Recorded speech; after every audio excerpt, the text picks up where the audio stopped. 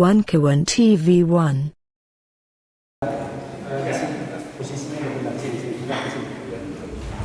Mantap.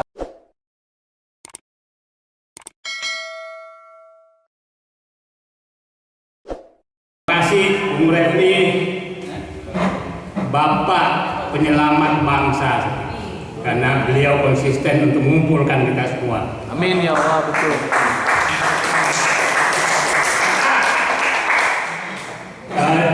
Judulnya ada apa dengan Prabowo? Pertanyaan saya, apakah Prabowo masih ada? Kenapa pertanyaan itu muncul bagi saya?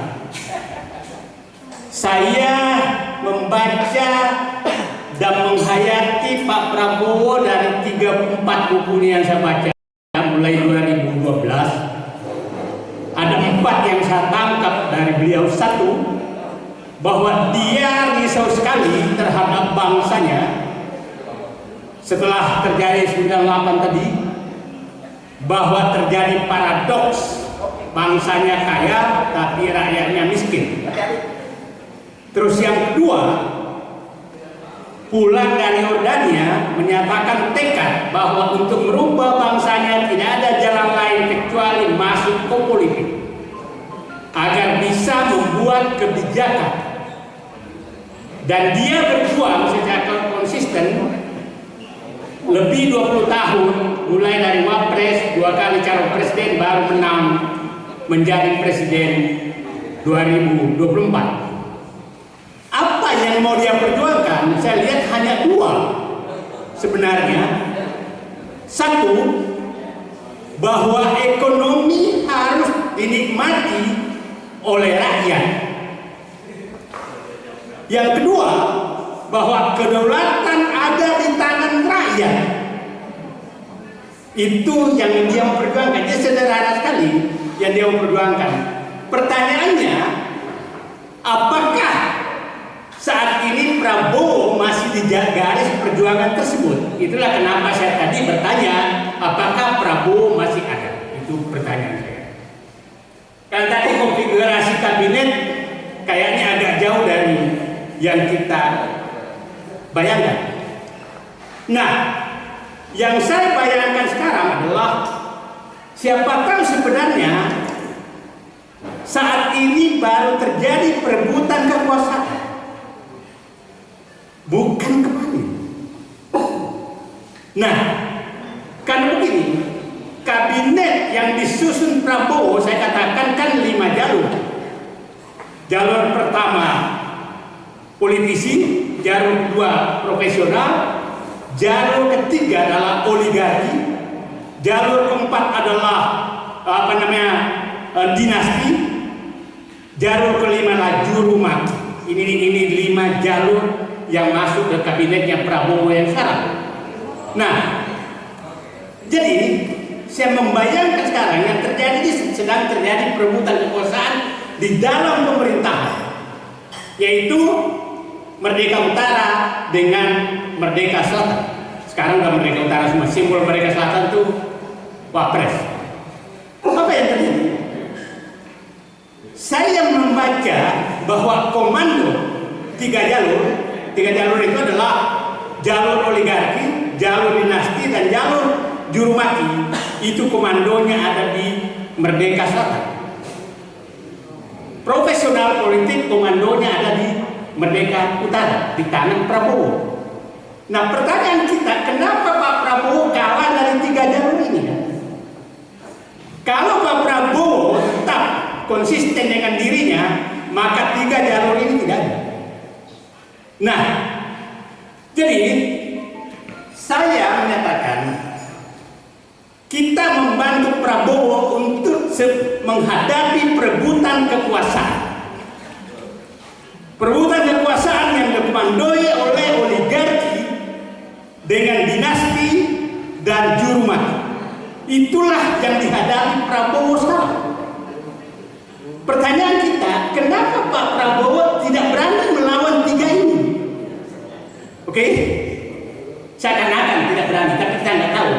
Nah, jadi Saya berharap kita semua yang cinta negeri ini, kita bantu Prabowo yang sedang bergulat dengan perebutan kekuasaan yang sebenarnya.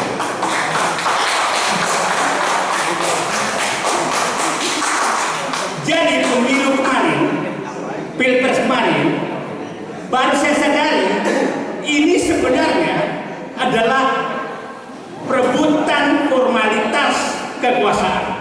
Perebutan kekuasaan baru sedang terjadi sejak Perintah Solo 13 Oktober 2024. Itulah menurut saya titik awal perebutan kekuasaannya.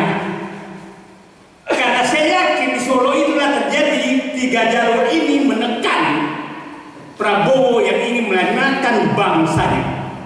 Jadi saya katakan di negeri kita hari ini yang terjadi adalah berkumpul orang-orang yang ingin menyelamatkan bangsanya, ingin agar rakyatnya menikmati ekonomi, ingin agar kedaulatan di tangan rakyat, berhadapan dengan penikmat kekuasaan yang dilahirkan yang dipelihara oleh Jokowi selama 10 tahun.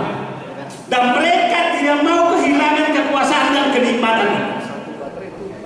Sehingga dipasanglah boneka fufu untuk kelangsungan kenikmatan mereka.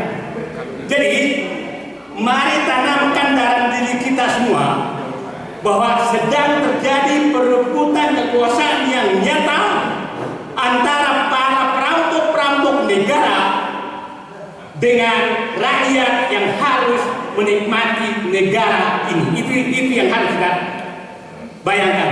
Dan kita harus bayangkan yang terjadi adalah komando daripada pihak-pihak penikmat oligarki ini, itu yang saya sering katakan di pantai utara Jakarta yang mengkomandoi Solo dan Merdeka Selatan. Jadi kita bersama berada di Merdeka Utara untuk menyelamatkan bangsa ini. Saya berharap Cilangkap, Trunojoyo, Senayan juga bersatu dengan Merdeka Utara. Kalau enggak, negara ini bisa bubar. Saya katakan hampir seluruh 10 tahun terakhir, hampir seluruh sumber daya ekonomi sedang dinikmati oleh mereka. Dan sangat wajar kalau mereka tidak mau kehilangan. Sangat wajar. Dan semakin merajalela mereka, tidak ada yang bisa halangi. Nah sekarang kita titipkan Pak Prabowo. Pak Prabowo, kami berada di belakang Bapak untuk menyelamatkan bangsa ini agar ekonomi kembali kepada rakyat, agar kedaulatan kembali kepada rakyat, agar kita persatuan tetap terjaga, agar bangsa ini selamat dari rongrongan 3 jalur yang menghadapi Bapak, yaitu jalur oligarki, jalur dinasti Jokowi, dan jalur juru mati. Bayangkan, Pak Hendra tadi sekarang jadi menteri itu tidak perlu sekolah, tidak perlu partai politik banyak. Pokoknya kuat memaki-maki lawan bisa jadi menteri. Itu. Nah, jadi itulah posisi kita. Jadi saya ulangi tadi, apakah masih ada Prabowo? Prabowo harus ada dengan dirinya untuk menyelamatkan bangsanya, dan kami akan bersama menghadapi perongrong bangsa ini. Terima kasih. Assalamualaikum warahmatullahi wabarakatuh.